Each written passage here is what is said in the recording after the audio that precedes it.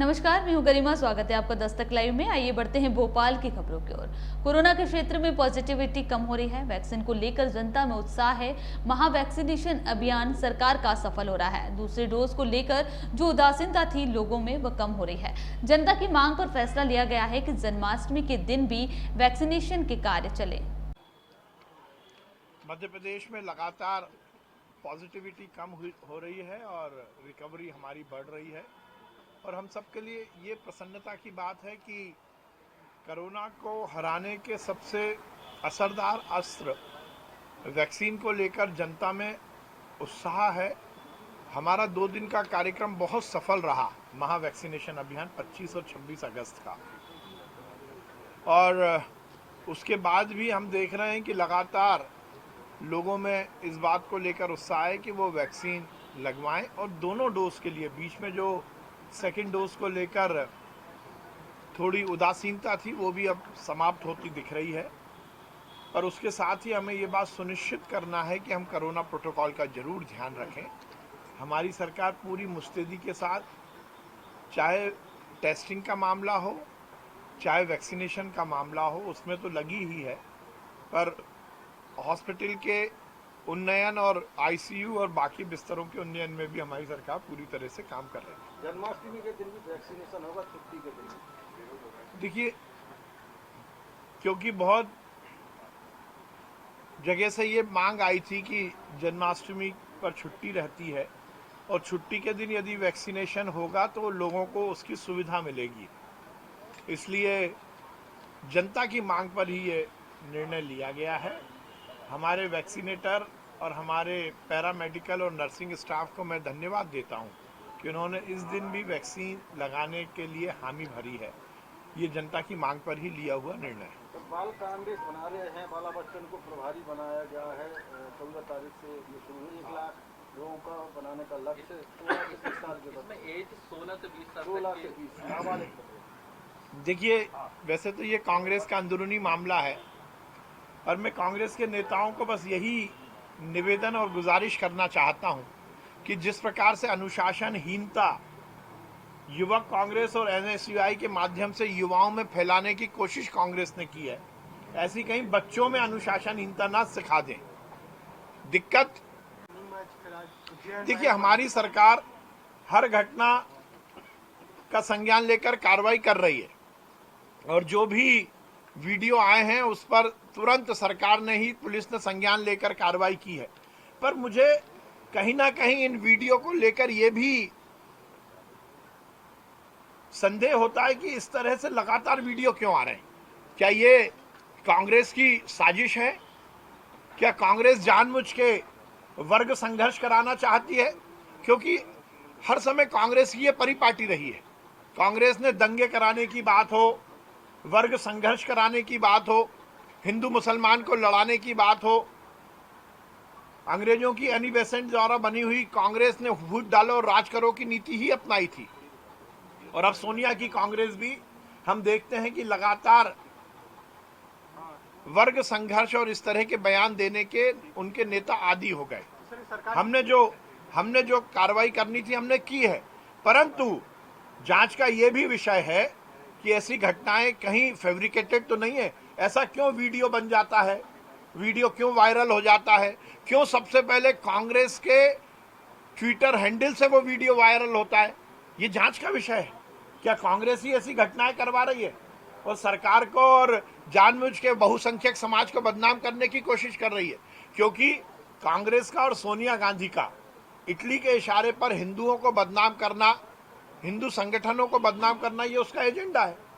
तो क्या कांग्रेस का डर्टी ट्रिक्स डिपार्टमेंट स्वयं ही वीडियो बनाता है और स्वयं ही वायरल करता है? ये जांच का विषय है कि कांग्रेस का डर्टी ट्रिक्स डिपार्टमेंट, कांग्रेस का सोशल मीडिया इतना एक्टिव क्यों हो गया। आप देखिए, सबसे पहले वीडियो यदि वायरल होता है तो वो कांग्रेस के अकाउंट से होता है।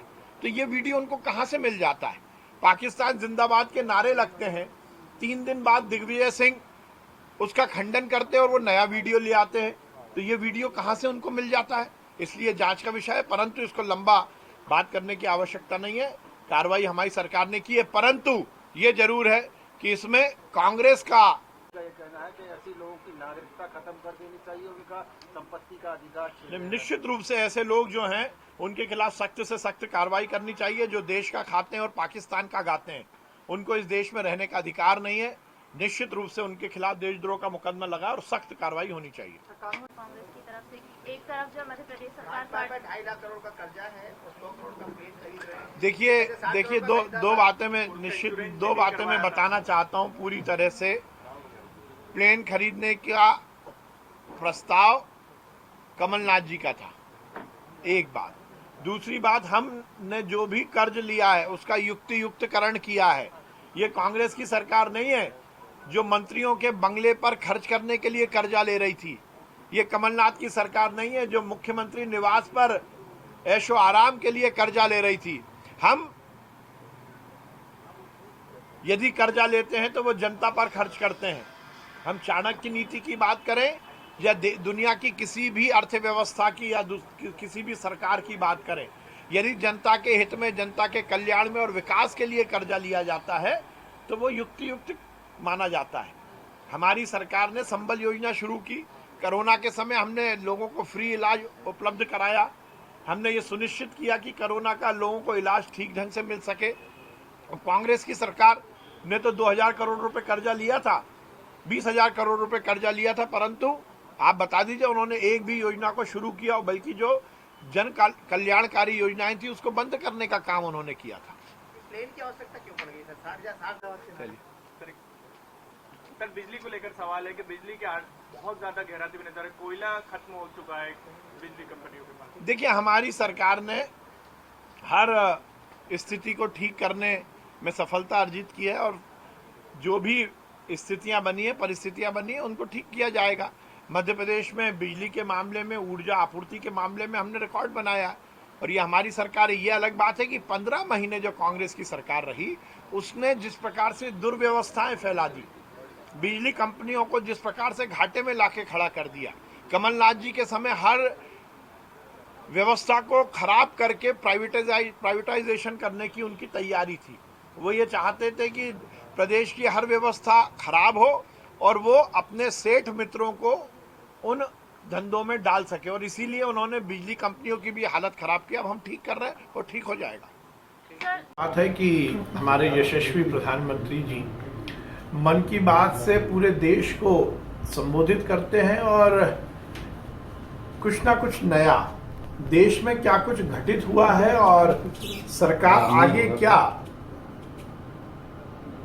विकास के लिए और कल्याण के लिए करना चाहती है, इसका पूरा वक्तव्य होता है मन की बात। प्रधानमंत्री जी ने इस बात को स्थापित किया है कि उन्होंने इस देश में केवल प्रधानमंत्री की कुर्सी पर ही राज नहीं किया, बल्कि इस देश की 130 करोड़ जनता के दिलों पर राज किया है। निश्चित रूप से उनकी मौलिकता,